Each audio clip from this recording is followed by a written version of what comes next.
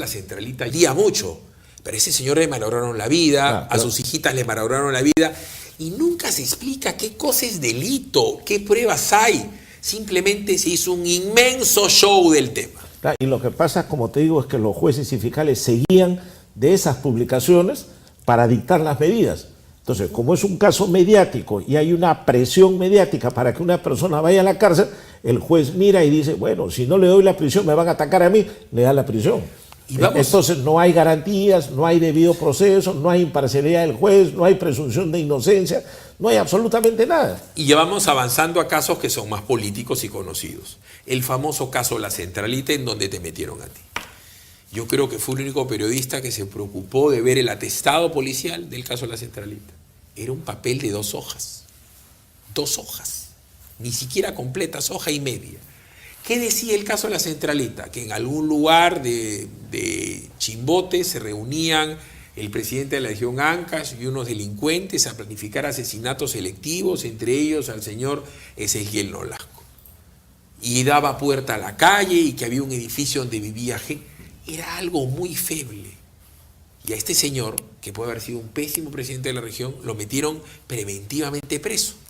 ¿En qué quedó el caso La Centralita? Ya lo sentenciaron, ya lo ejecutaron. Cuéntale a la gente para que haga memoria, porque a ti también te quisieron meter preso por eso. Claro, o sea, los hechos ocurrieron en el año 2011. Han transcurrido cerca de 7 años y ya estamos en la segunda etapa, lo que se conoce como la etapa intermedia. El fiscal terminó su investigación, presentó una acusación. ¿De qué trataba la acusación del caso? La acusación rige en que en el local ubicado en la urbanización La Caleta de Chimbote, era un local donde aparentemente se pagaban coimas a funcionarios, donde se planificaban delitos, donde iban periodistas y recibían dinero para sacar información a favor de Álvarez, y decían que como yo tenía alquilado un cuarto en el 3er piso, yo también era parte de la organización, y total nos metieron como a 60 personas, acusándonos de asociación ilícita para delinquir, encubrimiento, obstrucción de la justicia. Hubo 2 fiscales o 3 que intentaron hacer una diligencia similar a lo que está pasando ahora de allanamiento, y decían de que se había obstruido, que no los habían dejado trabajar, y nos agregaron un delito más. Al final, el fiscal presentó una acusación. 40 personas eran excluidas y 60 quedaban. A mí me han puesto entre los 60. ¿Y de qué se te acusa? Y aunque no lo creas, el fiscal me está pidiendo 30 años de prisión. ¿Y supuestamente qué hacían? Dice que yo he obstruido una diligencia, esa que se llevó a cabo en el mes de julio del año 2011, y dice, eso es obstrucción de la justicia y eso equivale a 10 años de prisión preventiva. ¿Por qué está preso Álvarez en este momento? Álvarez está preso también por el caso de La Centralita y por el caso del crimen de Nolasco. Ya, pero cuando entra a la cárcel, ¿por qué cosa entra? Primero entra por el tema de La Centralita, porque primero fue el escándalo de La Centralita, le dieron la prisión preventiva, después fue por el tema de Ezequiel Nolasco, del crimen, y después varias investigaciones más que le han abierto por obras, por adjudicaciones, y tiene como 10 procesos y en todos les han dictado prisión preventiva. Entonces él tiene ahí por lo menos para varios años más. Y ya van 3 casos en donde yo me mostraba en contra. Yo lo entrevisté a este señor Álvarez, era un vaciador de techos, un tipo sin ningún tipo de formación, un tipo rudo, rudimentario, escaso, poco inteligente, poco culto, lo que usted quiera. Pero yo considero que ese señor debería estar libre afrontando su juicio. Porque no lo pueden meter. El caso de La Centralita, yo les digo, es un papel mojado en tinta. El documento es una vergüenza, la acusación es una vergüenza. Es como José Domingo Pérez, que se le ocurre decir algo y lo dice y ya está. No tiene consistencia, no tiene tipicidad, pero está dentro. Y voy a otros casos, también sonados. Este caso de los audios de la vergüenza del CNM. Y vamos a comenzar a terminar, y vamos a hablar de Toledo y de Alan García, pero fíjense lo que está pasando en la justicia en el Perú. La gente dice, es que tú lo defiendes, Álvarez. No es que yo defienda a Álvarez. La presunción de inocencia de Álvarez, de Polo Lórtiga o de la señora Rosario Ponce es tan firme y fuerte como la de Toledo, Ollantumala, Nadine o García, ¿o me equivoco? Sí, así es, todos tienen ese derecho. ¿Qué pasa con los audios del CNN? A ver, Heriberto, tú has escuchado casi todos los audios porque los han machacado y machacado. ¿Cuál crees tú que es? Yo creo que el contenido delictual tiene cuando hablan de 10 verdecitos. Ahí puede haber contenido delictual. El tema es que el señor Ríos habla de 10 verdecitos de alguien que viene de Moquegua o de Tacna para hacer una serie de gestiones. Eso sí podría tener un contenido delictual. Pero si no tienes el caso de la persona que viene, los 10 verdecitos le entrega, tampoco lo puedes meter preso. De ahí en más, el tener amante, el tener cherry, el pedir una fotocopia, el decir que nos tienen que nombrar gente para mantener la hegemonía, no es un delito en sí, porque eso es la aspiración. ¿Acaso los caviares no quieren controlar el Poder Judicial? ¿Acaso los apristas, como tú comprenderás, no quieren controlar el Poder Judicial? ¿Acaso los fujimoristas no quieren? ¿Cuál es el contenido delictual de los audios de la vergüenza, los audios de la corrupción? Bueno, si nos ponemos a evaluar, uno de los delitos podría ser el que tú dices de los famosos 10.000 verdes, ¿no? Verdecitos. El otro podría ser el hecho de que Inostroza decía de que si quieren que liberen o rebajen la pena a un violador, que estaría él, digamos, opinando por algo que aún no había resuelto. Pero tendría que saber cuál es el caso, claro, y cómo votó. Claro, por eso, tendría que cotejarse después con el resultado, con la votación, a ver si lo que coincidía era cierto o no. Y además, las otras conversaciones de repente del tráfico de influencias, de decir, recomiéndame a tal, ponga a la hermana de tal en tal trabajo, digamos, por ahí habría una investigación que hacer, no lo niego, pero llegar al extremo de justificar una prisión me parece excesivo. Por eso es que le han agregado el delito de organización criminal para demostrar que es grave y justificar una carcelería. A ver, Heriberto, ¿no? Esas conversaciones las tienen todos los caviares, todos los días. Perdón, Cateriano no habla de luz verde, Cateriano no habla de ir a hablar con el presidente del Poder Judicial. O sea, cuando Cateriano se junta y habla con el presidente del Poder Judicial con respecto al caso Madre Mía, y si no pasa nada. Entonces, ¿cuál es el punto? Acá se ha judicializado la política, se ha mediatizado la judicialización. Los periodistas obran de gonfaloneros, de operadores políticos para decir, metan preso al antipático de Heriberto, al antipático de Toledo, al antipático de Alan, a la antipática de Keiko, y mañana les puede tocar a ellos. Porque el día de mañana también pueden decir que IDL es una organización criminal y lo van a meter a la cárcel a Gorriti. No lo han allanado a Gorriti y ahí sí nos indignaron. Entonces, ¿cuál es el punto? Que acá no hay Estado de Derecho. Y voy a comenzar a hablar en el orden que Alan García cita en su famoso carta de asilo político al señor presidente Tabaré Vázquez. El primer caso que cita es el de tu cliente Toledo.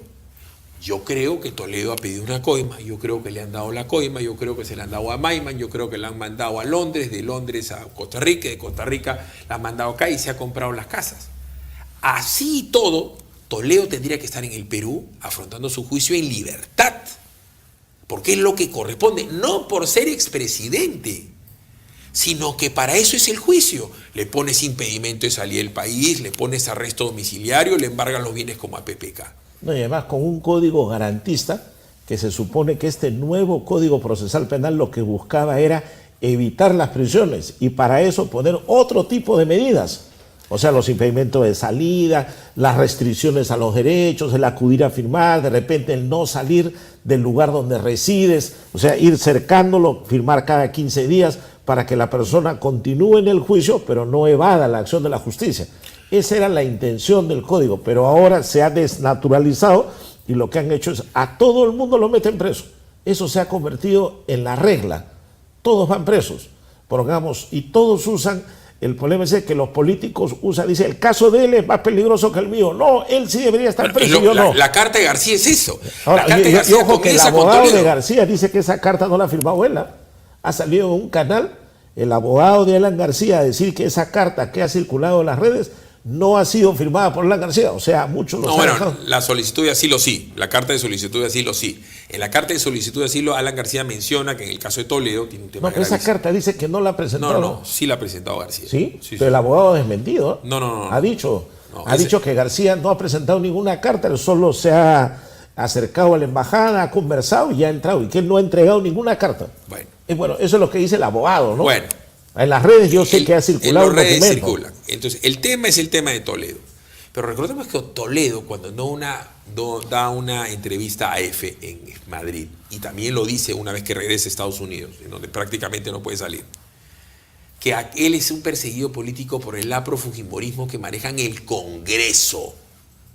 Ahí tiene un punto. Toledo argumenta esa. Y Toledo, nos guste o no, ha sido un expresidente del Perú. Entonces, cuando un expresidente dice que es un perseguido político, ¿debería alguien preocuparse o no? Sí, claro. Porque tú aduces, y lo has dicho un montón de veces, que no hay debido proceso contra él. Toledo ya está enjuiciado, Toledo está investigado. ¿Cuál es la condición jurídica hoy de tu cliente? Mira, Toledo tiene en el Perú 3 procesos que se están investigando. Uno, referido a Odebrecht, donde han pedido la extradición y todavía está en la etapa de investigación preparatoria. 2, el caso Camargo y Correa, que también está en una etapa de investigación preparatoria. Y 3, el caso Ecoteva, que ya llegó a la segunda instancia y estamos a la espera de ver si el fiscal Vela Barba presenta acusación o se pronuncia por el archivo. Ahí están los 3 procesos. Pero solo uno ha generado el pedido de extradición, que es el de Odebrecht, que todavía está en investigación preparatoria, donde ha declarado Barata, cuya versión todavía no es corroborada, y donde Maiman también ha declarado, su versión no es corroborada y tiene temas contradictorios, tal como lo dijo el propio abogado de Alan García. ¿Recuerdas? Dijo, uno de los que está recluido, el viceministro de Transportes, el abogado de Alan García y el propio García dijo, ha dado una primera versión y ahora lo quieren obligar a que dé otra para que me incrimine. Eso han hecho con Maiman. O sea, el Ministerio Público está utilizando... Sí, pero la diferencia es que Maiman sí la ha dado. Bueno, pero Maiman ha dicho primero A y después ha dicho B. No, yo no te Cuando estoy diciendo... tiene 2 versiones tienes que ver cuál es la verdadera. Es que por eso te estoy diciendo que tiene que ir a un juicio. Toledo tendría que estar acá en el Perú con inclusive con impedimento de salida o con una domiciliaria para ver la versión A y la versión B. O sea, yo puedo creer que Toledo es un delincuente, pero yo soy un hijo vecino. El que tiene que decirlo es el juez en debido proceso. Lo que pasa, Fili, es que en el Perú los fiscales tienen como estrategia meter presa a las personas para que en ese momento hablen. Mira, digan colaboración con Toledo eficaz, tienes la prueba, lo que quieran. No solamente lo de Maiman, porque lo de Maiman tiene que ver con la transferencia en el banco suizo italiano, en el Citibank de Londres, en el Scotiabank de Costa Rica, en los abonos acá, el testimonial de Maiman, el testimonial de la gente de la compra de la casa, el que compra la casa, los pagos, las transferencias, o sea, todo eso, las contraveniencias de Toledo con respecto a que la plata era de su suegra, con respecto a que era un préstamo de Maiman a la suegra, con respecto a que era del holocausto judío, todo eso que a nosotros nos puede parecer un absurdo, tiene que ir en un juicio y lo televisan el juicio y se ve el juicio de Toledo. El error es que Toledo se va. Entonces, cuando se va Toledo por el impedimento de salida, dice, soy un perseguido político. Pero Toledo no tiene impedimento de salida, no lo tuvo nunca. Pero por eso, pues, le dijeron que le iban a dar el impedimento y Toledo se fue. No sé, pero esa por eso, es una versión que ha circulado. Pero Toledo salió muchos días antes de que empiece la investigación. Ni siquiera empezaba la investigación. Sigamos avanzando. Pero ahora se ha cambiado como que él se enteró y se escapó. No es cierto. Mira el caso del señor Kuczynski. Kuczynski y además una cosita, tú has dicho algo. Ese circuito económico de Coteva y de todos los depósitos y los movimientos están a nombre de Maiman. Él es el único que puede responder. No, pero la casa la compran a nombre de Toledo, pues. No, es Maiman. Está bien, pues. Coteva. Toledo no es ni director de Coteva. Pero yo lo sé, pues. Pero el que funde Coteva es Toledo, pues. Toledo no aparece en la fundación de Coteva. Perdón, el que va donde el abogado Melvin Rudelman a fundar Ecoteva es Avidanón y Toledo. Y eso lo ha declarado. Melvin Rudelman, el abogado. Pero en el expediente de Ecoteva no figura esa versión. Lo que te quiero decir, que si en una conversación de 3 minutos hay tantos puntos discordantes, eso no se tiene que evaluar en 3 minutos. Claro. Parece un juicio largo, ¿no es cierto? Exhortos, intervenciones, interrogatorios, documentos. Ese es el juicio, pues. Claro, pericias, todo. Pericias. Entonces, después vamos, el caso de PPK. El caso de PPK es palmario. En el caso de PPK ya no es Toledo. Toledo dice que la plata es de Maiman y la plata es a nombre de Maiman. PPK acepta que la plata es de él. Acepta que le ponen un abono en una cuenta que es una cuenta corriente. Acepta que es dueño de First Capital. Acepta que es dueño de Westfield, que se compra las casas pitucas acá también. El caso de el señor funcionario público Kuczynski es palmario y lo ha declarado ante comisión del Congreso bajo juramento. Y él por eso está en la condición que tendría que estar también García y Toledo, en su casa, con impedimento de salida y con las cuentas embargadas, esperando a que se le procese. Ese es un caso que tendría que llamar la atención. Y también lo menciona García, el caso del señor Kuczynski, que no tiene la ventaja del antejuicio presidencial porque los delitos que se le están achacando son previos a su labor de presidente. Él ha cobrado por Vías Nueva de Lima, por Olmos, por el tema de la interoceánica. Entonces, ¿por qué no se le obra a todo el mundo como a PPK? Claro, ahí los jueces no saben dar una explicación de por qué a las personas por hechos similares, porque son casi similares todos, tienen, digamos, medidas coercitivas diferentes. Incluso en el caso de Pedro Pablo Kuczynski le aplicaron el tema de que es mayor de 65 años. Pues todos son. Toledo también es mayor de 65. Claro. Creo que Alan también pasa los 65. Sí. O sea, todo, y el código dice que los mayores de 65 debería dictarse el arresto domiciliario cuando correspondiera una prisión. Pero los jueces no les quieren dar. Incluso en el caso de los cuellos blancos del puerto que se ha visto en televisión que transmitían el juicio, había un ex juez que tiene más de 70 años y decía, señor, yo tengo más de 70, pido que me apliquen esto. No, señor, usted se va preso. ¿Para qué? Para que estando en la cárcel hable, firme una confesión o una colaboración y le permita al fiscal tener éxito en su investigación. Pero seguimos con lo que menciona García, el caso de Ollanta y Nadine. Está prácticamente probado que les dieron la plata para la campaña del 2011, la campaña del 2016, perdón, del 2006 y del 2011, perdón, corrijo. Les dan dinero, tienen desbalance patrimonial, tienen la casa que se compran, la casa de la prima, la casa de la mamá, de la amiga, perdón, la plata que le sobra a la prima, que en ese momento estaba casada con Castañaduy, Ilan Heredia, el tesorero, el presidente Ollanta Humala, o sea, ahí está pues la organización criminal. Está el dinero que dice Barata que le dieron en lugar, forma, cantidad y fondo. El propio Martín Belaún del Ocio dice que le dio $200.000. Ollanta Humala y Nadine fueron a una prisión preventiva, creo yo, solamente justificada por la torpeza de armar todo un andamiaje, ¿no es cierto?, de pasaportes en Italia, de pasaportes en Francia, y dio un trabajo absurdo. O sea, a nadie se le va a ocurrir, Heriberto, tú lo conoces a Alan García 30 años, 40 años, no te vas a poner a pensar que a Alan García le va a dar un trabajo en una organización internacional en la India para tomar fotos a los hipopótamos. ¿Qué tiene que ver Nadine Heredia con la FAO?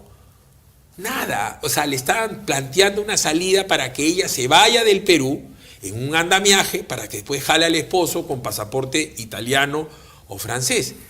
Eso, que también es discutible, es lo único que haría posible una prisión preventiva en sus casos.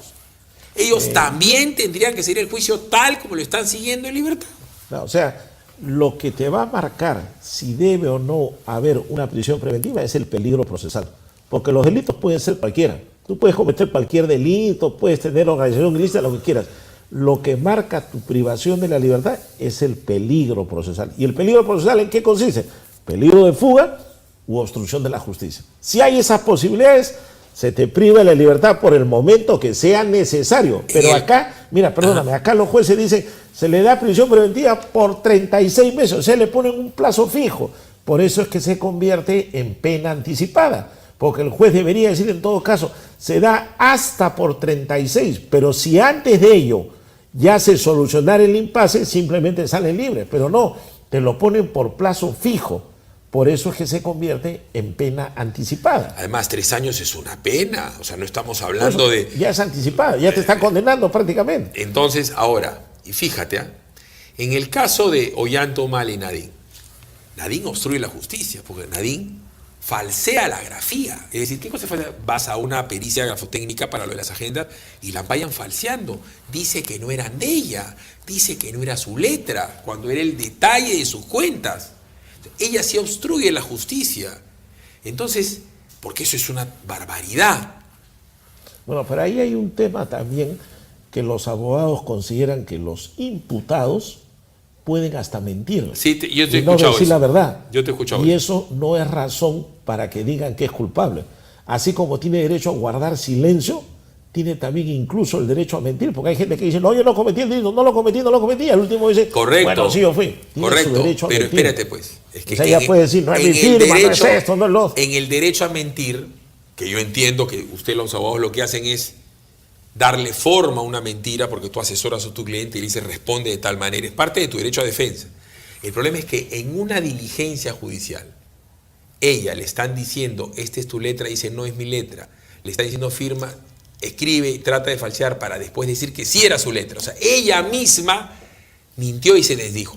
Pero insisto, debería haber seguido su juicio. Como ya dijo el Tribunal Constitucional, que sigan su juicio en libertad. Claro, pero es como que llaman a una persona a declarar, va al juez y le miente. Y le dicen, no, yo no he cometido el delito. Ese día yo estaba en otro sitio.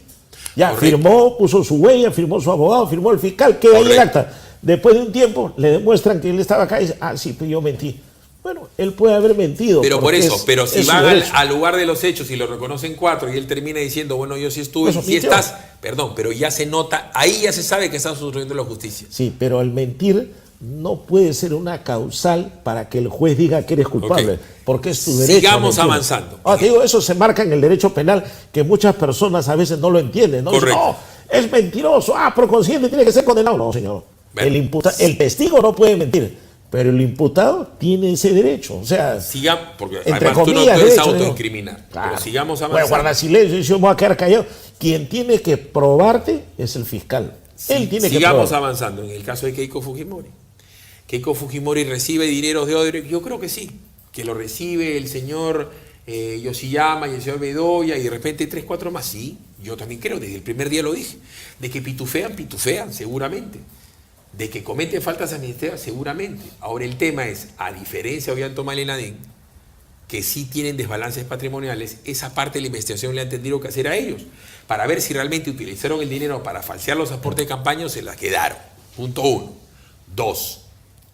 Si Keiko Fujimori va y viene el país y da la cara, ¿cómo en una sola diligencia la enmarrocas y la metes presa y la acusas a ella de ser parte de una organización criminal? Lo mismo podría decir de Elian Carp y de Toledo, que son fundadores, y meterías ahí pues a Arreate y a Thaís, a Sheputa, a Techito, a todo el mundo.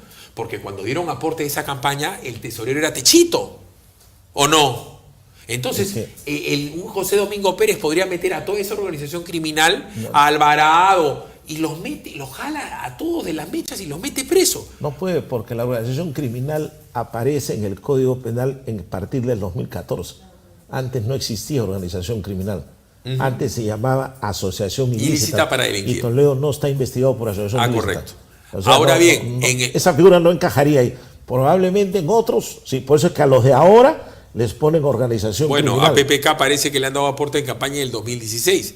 Para avanzar, en el caso de Keiko, al señor Vicente Silva le atribuyen su condición de asesor, porque estuvo en un par de reuniones, cuando también se ha reunido con la señora... Yo creo que ayer han dicho que el estudio de guardia le pagaba por... Pero es que recién lo está, pero discúlpame, el tipo ya lo metieron preso y estaba haciendo la diligencia. Pero no lo ha metido preso por eso, perdóname. Creo que ahí lo que han usado es la figura de la obstrucción, ¿Pero qué obstrucción? Más que el peligro. Pero perdón, pues, en el caso de este señor, porque Rolando Ratti aparentemente dice que era el asesor en la sombra, no se han probado reuniones, ni una ni otra, pero sí hay 4 reuniones donde él se reúne con la señora vicepresidenta del Perú. Podrían decir que él es tan asesor también de Peruanos por el Cambio o de Mecha Arauz, a instancias de un señor supuestamente periodista independiente, JJ Garrido Kecklin, que es en ese momento director de Perú 21, tiene un limbo y ahora es director del comercio.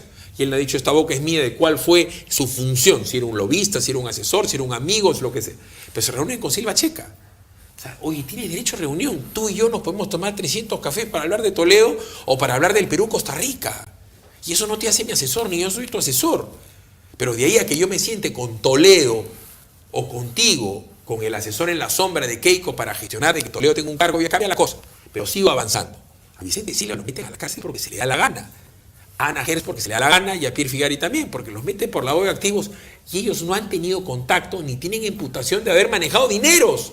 ¿Cómo pueden lavar activos si no han sido ni tesoreros, ni han abonado billetes, ni han facturado, ni han hecho nada?